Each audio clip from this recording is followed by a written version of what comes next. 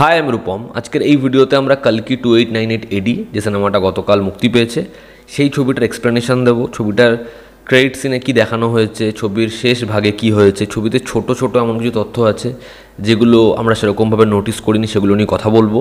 তো যারা এখনও পর্যন্ত সিনেমাটা দেখোনি তারা এই ভিডিওটা কন্টিনিউ করো না, তার কারণ তোমাদের জন্য স্পয়লার হয়ে যাবে এবং তোমরা নিরাশ হবে। আর যারা দেখে নিয়েছো, জানতে চাও, তারা কন্টিনিউ করো। তা প্রথমে বিষয়টা হচ্ছে, যখন অশ্বত্থামার গ্লিমসটা আসে প্রায় মাসখানেক আগে, তখন আমি এই মহাভারতের যে রেফারেন্সটা অশ্বত্থামা তার মণি শ্রীকৃষ্ণের নিয়ে নেওয়া, যুধিষ্ঠিরকে দিয়ে দেওয়া, এই বিষয়পত্রগুলো কিন্তু নিয়ে আমি কথা বলেছিলাম। এবার যারা সেই ভিডিওটা দেখেছো তারা তো জানো, আর যারা দেখোনি এই বিষয়টা একবার ছোট্ট করে বলে দিই। তা যখন কুরুক্ষেত্র চলছিল, ছবিতে কিন্তু একদম ছোট্ট একটা সিকোয়েন্স আছে, একদম শুরুর ইন্ট্রোডাকশানে দেখবে দ্রোণাচার্যকে হত্যা করা হচ্ছে এবং সেখানে অশ্বত্থামা খুব ক্ষিপ্ত হয়ে গেছে, কিন্তু ওগুলোকে এস্টাবলিশ করেনি প্রচুর পরিমাণে। তো আমি ছোট্ট করে বলছি, একদম দ্রোণাচার্য এবং অশ্বত্থামা তারা কৌরবদের হয়ে কুরুক্ষেত্র লড়েছিল। এবার কৌরবদেরকে হারানো ইম্পসিবল ছিল, তার কারণ একদিকে দ্রোণাচার্যর মতো মহাযোদ্ধা এবং তার সন্তান অর্থাৎ অশ্বত্থামার মতো যোদ্ধা দুজনেই কৌরবদের হয়ে লড়ছে। এবার সেই সময় দ্রোণাচার্যকে বলা হয় যে তার ছেলে অশ্বত্থামা মারা গেছে এবং অশ্বত্থামা সত্যি জানতে যায় হচ্ছে যুধিষ্ঠির কাছে। যুধিষ্ঠির পুরোপুরি সত্যি বলে না, সে বলে অশ্বত্থামা হতগজ। এবার এই যে অশ্বত্থামার কথা সে বলে সেটা হচ্ছে এক হাতির, এটা তোমরা অনেকেই শুনেছ, যে কারণে দ্রোণাচার্য খুব কষ্ট পায় এবং সে অস্ত্র ছেড়ে দেয়, সেই সময় তাকে হত্যা করা হয়। এটা অশ্বত্থামা মানতে পারে না এবং সে কথা দেয় যে সে পঞ্চপাণ্ডবকে শেষ করে দেবে এবং সে যায় যেখানে দ্রৌপদীর 5 সন্তান নিদ্রায় ছিল, তাদেরকে সেই অবস্থায় সে হত্যা করে। সেই সময় সে যায় হচ্ছে বেদব্যাসের কাছে এবং সে যখন নিজেরই স্বীকারোক্তি দিতে যায় সেই সময় পঞ্চপাণ্ডবও সেখানে আসে এবং পঞ্চপাণ্ডবকে দেখে সে ব্রহ্মাস্ত্র তাদের উদ্দেশ্যে নিক্ষেপ করে। সেই সময় অর্জুনকে শ্রীকৃষ্ণ বলে তোমাকেও ব্রহ্মাস্ত্র নিক্ষেপ করতে হবে। অর্জুন কিন্তু ব্রহ্মাস্ত্র চালাতে চায়নি, সেই সময় সেও ব্রহ্মাস্ত্র নিক্ষেপ করে। সেই সময় বেদব্যাস বলে যে দুটো ব্রহ্মাস্ত্র যদি একে অপরের সাথে সংঘর্ষ করে তাহলে পুরো বিশ্বব্রহ্মাণ্ড শেষ হয়ে যাবে। সেই সময় তাদের অস্ত্র ফিরিয়ে নিতে বলে। অর্জুন সে ব্রহ্মাস্ত্র ফিরিয়ে নেয়, কিন্তু অশ্বত্থামা সে বলে ব্রহ্মাস্ত্র ফিরিয়ে নেওয়ার জ্ঞান তার কাছে নেই। তখন তাকে বলা হয় যে তুমি তার দিক পরিবর্তন করো। সে ইচ্ছাকৃতভাবে, উত্তরা সে গর্ভবতী ছিল, তার দিকে সেই দিক পরিবর্তন করে। ছবিতে একদম শুরুতেই দেখবে যে উত্তরা সে গর্ভবতী, তার দিকে ব্রহ্মাস্ত্র নিক্ষেপ করা হয়েছে। তো সেটা সে ইচ্ছাকৃতভাবে করে এবং সেই সময় শ্রীকৃষ্ণ এরকম একটা কাজের জন্য তাকে অভিশাপ দেয় এবং তার সেই মণি যুধিষ্ঠির হাতে দিতে বলে এবং তাকে বলে এই যে তার মৃত্যু ভয় নেই, তার বয়স বাড়বে না, তার কখনো খিদে পায় না, তার কোনো জ্বালা যন্ত্রণার ভয় নেই, এই সব ভয় তার হবে এবং মৃত্যুর উপাসনা করবে সে, এবং দশম অবতার যখন কল্কির আসবে তখন তার মুক্তি হবে। তো এই বিষয়টা হচ্ছে অশ্বত্থামার ব্যাকস্টোরি এবং মহাভারতের সাথে এই বিষয়টা কানেক্টেড। এবার কিভাবে এখানে কর্ণ আসছে, কিভাবে অর্জুন আসছে, ছবির শেষে কি হচ্ছে, এগুলোতেও আমরা আসছি। তা ছবিতে দীপিকা পাডুকোনের যে নাম, এটা নিয়ে আমি আগে একবার কথা বলেছিলাম, তার নাম হচ্ছে সাম 80, কিন্তু দেখবে সেখানে অ্যানাবেনের যে ক্যারেক্টার আছে ছবিতে তার নামটা ডিকোড করে, নামটা ভাঙে, নামটা করে সুমতি। এবার কালকিতে মানে কালকির যে উপমা আছে সেখানে কিন্তু সুমতির রেফারেন্স রয়েছে। সেটা কীরকমভাবে, কল্কি পুরাণে বলা হয়েছে বিষ্ণু ইয়াশস এবং সুমতি তাদের পরিবারে জন্মগ্রহণ করবে কালকি, এটা কিন্তু বলা হয়েছে। তো সুমতির যে নামটা সেটাকে তারা এরকমভাবে ডিকোড করেছে। ছবিতে আমরা শাম্বালা, যেখানে সবাই গিয়ে আশ্রয় নেবে, যে জায়গাটায় হচ্ছে রেবেলরা থাকে, ওই শাম্বালা একটা জায়গা আমরা দেখতে পাই, এটাও কিন্তু বিষ্ণু পুরাণ থেকে নেওয়া হয়েছে। কালচক্রতন্ত্র, সেখানেও কিন্তু এই শাম্বালা এই নগরীর কথা উল্লেখিত রয়েছে। বিষ্ণু পুরাণ মতে কল্কির যেখানে জন্ম হবে সেটা হচ্ছে শাম্বালা। এবার যারা অলরেডি সিনেমাটা দেখেছে তারা জানে যে এখানে কর্ণর যে অ্যাঙ্গেলটা রয়েছে ছবিতে, অর্থাৎ এখানে প্রভাসের যে ক্যারেক্টার যার নাম হচ্ছে ভৈরবা, তাকে আমরা দেখি তার হাতে যখন কর্ণের অস্ত্রটা এসে পড়ে তখন তাকে আমরা কর্ণ রূপে দেখি, এবং অশ্বত্থামার যে ফ্ল্যাশব্যাক সেখানে কর্ণর যে স্টেটমেন্ট দেওয়া রয়েছে, কর্ণ সম্পর্কে যে ইন্ট্রোডাকশন দেওয়া রয়েছে সেখানেও আমরা তাকেই দেখতে পাই। তো এই যে কর্ণর বিষয়টা এবং তার যে ধনুকের অংশটা, যেটা সে ছাড়া কেউ ব্যবহার করতে পারবে না অশ্বত্থামা বলে, এবং সেটা যতক্ষণ অশ্বত্থামা ধারণ করে রয়েছে সেটা শুধুমাত্র একটা লাঠি। তো এই যে বিষয়টা, এটা কিভাবে, যে কাশী শহর, এই যে প্রভাসের ক্যারেক্টারের নাম ভৈরবা, তো এটা কাল ভৈরবকে ইন্ডিকেট করা হচ্ছে এবং কাল ভৈরব হচ্ছে শিবের আরও এক রূপ। অপরদিকে এই যে বিজয়া ধনুক অর্থাৎ হচ্ছে কর্ণর যে অস্ত্র, এটা কর্ণকে কে প্রদান করেছিল? তার গুরু অর্থাৎ পরশুরাম। অপরদিকে পরশুরাম হচ্ছে নারায়ণের ষষ্ঠ অবতার। বিজয়া ধনুক এটা পরশুরামের আগে বিলং করত শিবের কাছে।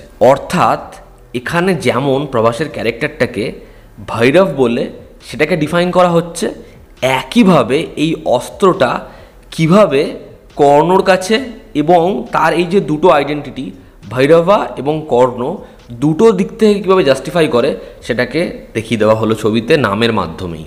এবার একটা প্রশ্ন থাকবে, এই যে গান্ধীব এটা কিভাবে সুপ্রিম ইয়াস্কিন বা আমরা বলতে পারি কালির নাম তারা এভাবে প্রেজেন্ট করেছে, সুপ্রিম ইয়াস্কিন, তাকে কালি আমাদের মনে হয়। তো কালি কিভাবে এই অস্ত্র তুলতে পারছে? তো গান্ধীব কিন্তু সবাই তুলতে পারবে না, গান্ধীব সবাই চালাতে পারবে না। এবার বিষয়টা হচ্ছে যে তার যেরকম ধরনের শরীরের স্ট্রাকচার ছিল, তার শরীরের মধ্যে কিন্তু এক ফোঁটা কল্কির যে অংশ সেটা সে ধারণ করে, যার ফলে আমরা ছবির একদম ওই মিড ক্রেডিট সিনে দেখতে পাই যে তার শরীরটা ফুলে ফেপে উঠেছে এবং সে শক্তিবান হয়ে গেছে এবং তার পিছনে আমরা 4টে হাতও দেখতে পাই এবং সে এই ধনুক তুলে ধরেছে। তো যেহেতু তার মধ্যে কল্কির অংশ রয়েছে সেই কারণেই কিন্তু সে অর্জুনের এই ধনুক তুলতে পেরেছে, আদারওয়াইজ অর্জুনের এই ধনুক তুলতে কেউ পারবে না। এবার যদি তোমাদেরকে আমি বলি, ছবির ফার্স্ট হাফেই ভৈরবা যে কর্ণ তার একটা ইন্ডিকেশন ছিল, তোমরা সেটা হয়তো দেখেছো বাট সেটাকে খুব একটা জোর দাওনি। তোমরা কি বিশ্বাস করবে তাহলে এই কথাটা? কোন সিনে একটা পার্টিকুলার জায়গা আছে, মানে ইন্টারমিশন যে ব্লক, সেখানে একটা চাকা ভেঙে পড়বে এবং ভৈরবার যে ক্যারেক্টার সে সেই চাকাটাকে তুলবে, সেই চাকাটাকে ফিক্স করার চেষ্টা করবে। এবার তোমরা যদি কুরুক্ষেত্র মহাভারত সম্পর্কে জানো, সেখানে কুরুক্ষেত্রে কখন কর্ণকে হত্যা করা হবে? যখন কর্ণের রথের চাকা মাটিতে বসে যাবে। এবং এখানে ছবিতে যেরকমভাবে ওই সিকোয়েন্সটা ডিজাইন করা, যে চাকাটাকে সে তুলছে, চাকাটাকে সে ফিক্স করার চেষ্টা করছে, সেটা ডিরেক্ট ইন্ডিকেশন কর্ণের। এবং আরও একটা জায়গা ভেবে দেখো, যখন বুজ্জি অর্থাৎ এখানে যদি আমরা রথ ধরি, কর্ণের রথ ওঠা, সেটারও কিন্তু একটা চাকা ভেঙে দেওয়া হয়, যেটাকে পরবর্তী সময়ে সে ফিক্স করে। তো এই ডিরেক্ট ছোট ছোট যে ইন্ডিকেশনগুলো, এগুলো এভাবেই ডিফাইন করা যে এই ক্যারেক্টারটার মধ্যে মহাভারতের বা সেই ঘটে যাওয়া সিকোয়েন্সের এলিমেন্টস রয়েছে। এবার যদি ছবিতে পুরো বিষয়টা আমরা ছোট্ট করে বলি, তো এখানে সুপ্রিম ইয়াস্কিন তার ডেরা থেকে অর্থাৎ কমপ্লেক্স থেকে পালিয়ে যাচ্ছে, গর্ভবতী সুমতি তাকে বাঁচাচ্ছে রেবেলসরা তাকে নিয়ে যেতে চায় কোথায়? শাম্বালাতে। এবং অশ্বত্থামা টের পাচ্ছে যে কালকির আবির্ভাব ঘটতে চলেছে এবং তাকে রক্ষা করতে হবে। সে সেখানে যাচ্ছে, সে এই ইয়াস্কিনের যারা টিম মেম্বার বা কমপ্লেক্সের যারা রয়েছে বা যারা কমপ্লেক্সে প্রবেশ করতে চায় একে ধরিয়ে দিয়ে তাদের সবাইকে উদ্মা মারছে, যার মধ্যে ভৈরবার সাথে তার দ্বন্দ্ব হচ্ছে, দুজনের ক্ল্যাশ হচ্ছে, ভৈরবাকে সে হারিয়ে দিচ্ছে, কিন্তু ভৈরবা হার মানছে না। ভৈরবা তাকে ধরতে পারেনি, বাট যখন সেখানে কমান্ডার মানসের টিম পৌঁছায় সে জানায় সেই একমাত্র পারবে এইটিকে ধরে দিতে বা এনে দিতে। সেই সময় সে প্ল্যান করে কিভাবে সামেট্রির কাছে পৌঁছানো যায়। সে যাকে ধরেছিল আগে, তার থ্রু সে পৌঁছায় সাম্বালাতে। সেখানে অশ্বত্থামার সাথে আবার তার ক্ল্যাশ হয় এবং সেই ক্ল্যাশেও সে প্রায় হারতে বসে। কিন্তু সেই সময় আসে হচ্ছে কমান্ডার মানস এবং সে সুমতিকে সেখান থেকে নিয়ে যায় এবং রেবেলসরা তাকে আটকানোর চেষ্টা করে, কিন্তু রেবেলসরা তাকে আটকাতে পারে না। অশ্বত্থামার কাছে যে দণ্ডটা ছিল, যে লাঠিটা ছিল, সেটা ছিল হচ্ছে কর্ণের অস্ত্র, যেটা সে ছাড়া কেউ চালাতে পারতো না। সেই সময় প্রভাসের যে ক্যারেক্টার ভৈরবা, তার হাতে একটা গাছের পাতা, যেই গাছটা হচ্ছে সেখানকার আশা, সেটা সেই অস্ত্রে পড়ে এবং সেই অস্ত্রটা তার হাতে আসে এবং সেই সময় আমরা তার রূপ দেখতে পাই যে সেই কর্ণ এবং সে কমান্ডার মানসকে জাস্ট নিমিষের মধ্যে শেষ করে দেয়। যখন সে সুমতিকে ফিরিয়ে নিয়ে আসে সেই সময় বুজ্জি আবার তাকে ভৈরবা বলে ডাকে এবং সে আবার ভৈরবা, নিজেকে ভৈরবা ভাবতে শুরু করে এবং যাবতীয় যে জিনিসপত্র হয়েছিল তার কিছুই মনে থাকে। সুমতিকে নিয়ে কমপ্লেক্সের উদ্দেশ্যে সেখান থেকে রওনা দিয়ে দেয়। অপরদিকে কর্ণ কত বড় যোদ্ধা, যেটা অশ্বত্থামার পাস্টে আমরা দেখতে পাই। ছবিটা এন্ড হয় এখানে এবং পার্ট 2 এর জন্য পুরোটা রেখে দেওয়া হয়। তারপর মিড ক্রেডিট সিনে দেখানো হয় কমলাসনের যে ক্যারেক্টার সুপ্রিম ইয়াস্কিন, সে ওই যে এক ফোঁটা দখল করতে পেরেছিল সেটা নিজের শরীরে ইনসার্ট করে এবং তার শরীর ফুলে ফেপে ওঠে এবং সে জানায় সে এবার যাবে সুমতিকে ফিরিয়ে আনতে, সে কার ওপর নির্ভর করবে না। এবং তার আমরা আসল রূপ দেখি এবং যে ধনুকটা পাওয়া গেছিলো, যেটা কেউ তুলতে পারছিল না, কেউ জাস্ট ছুতে পারছিল না, সেটাকে সে তুলে নেয়, সেটাকে সে ধারণ করে, এবং যে বলসগুলো তার চারিপাশে ঘুরতো সেগুলো হাত রূপে পরিণত হয়েছে।